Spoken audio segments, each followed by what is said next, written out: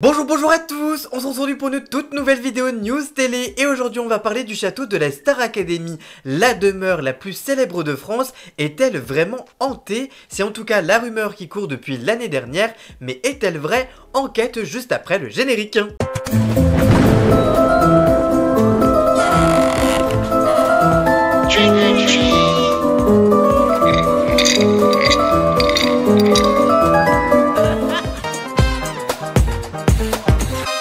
C'est une rumeur qui avait été lancée par Lenny l'an dernier mais qui n'avait pas trouvé beaucoup d'écoute. En effet, les téléspectateurs de la Star Academy 2023, abonnés au live sur TF1+, avaient découvert que certains élèves, dont Lenny, avaient subi des expériences paranormales au château de Damary-les-Lys. En effet, lors d'un déjeuner avec les autres finalistes, Axel, Elena, Julien et Pierre, un bruit de porte qui claque avait relancé la rumeur que les lieux seraient hantés. Lenny avait alors raconté une anecdote troublante. Pendant un cours avec la répétitrice Lucie Bernardoni, elle a senti un coup fort sur l'épaule sans qu'aucun de ses camarades ne soit responsable. Elle a également confié voir à plusieurs reprises des silhouettes dans les couloirs qui disparaissaient ensuite. Axel a partagé une expérience plutôt similaire, affirmant entendre parfois des petites clochettes dans le château. Pierre et Julien avaient alors réagi avec humour, rejetant ces théories, mais sur les réseaux sociaux, les propos de Lenny et Axel avaient fait réagir. Certains internautes ont même émis l'idée que le fantôme de Grégory Lemarchal, ancien candidat de la Star Academy décédé en 2007, avait veillé sur les candidats et serait donc encore au château.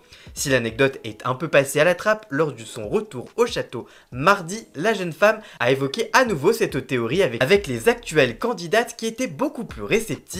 En effet, elles se sont également confiées sur leurs ressentis, et notamment Maureen qui a vu un verre glisser tout seul sur la table alors qu'elle était avec Ulysse dans la cuisine.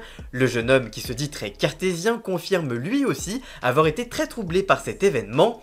Une histoire qu'elle a notamment racontée à Clara Luciani hier soir sur le Red. Bien qu'il ne figure pas parmi les châteaux les plus emblématiques de France, il a son propre passé, intimement lié à la région de Damary-les-Lys.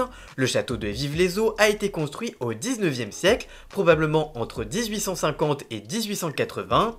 À cette époque, de nombreux industriels et notables parisiens cherchaient à acquérir des propriétés à la campagne, souvent à proximité de Paris, pour fuir l'agitation urbaine.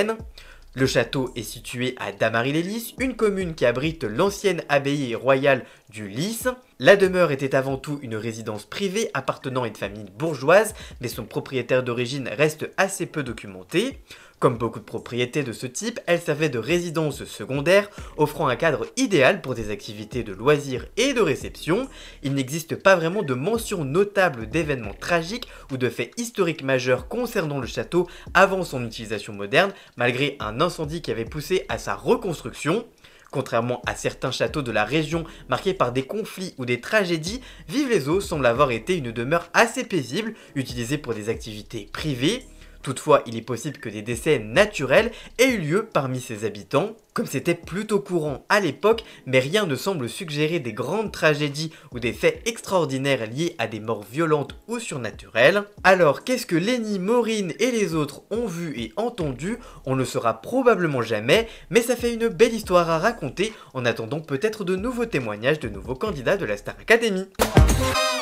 Voilà, j'espère que cette vidéo vous aura plu et informé. Si c'est le cas, n'hésitez pas à la liker, à la commenter, à la partager sur les réseaux sociaux, à me rejoindre sur tous mes réseaux sociaux à moi. Tous les liens sont dans la description. Vous pouvez aussi me retrouver sur Blue Sky, le petit remplaçant de Twitter.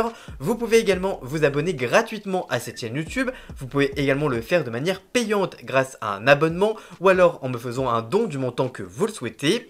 Vous pouvez également cliquer dans la description et retrouver tous les liens pour retrouver Jason alias Ian Scott pour la musique de fond et la musique du générique. Et on se retrouve très vite pour une toute nouvelle vidéo. A très bientôt, ciao ciao.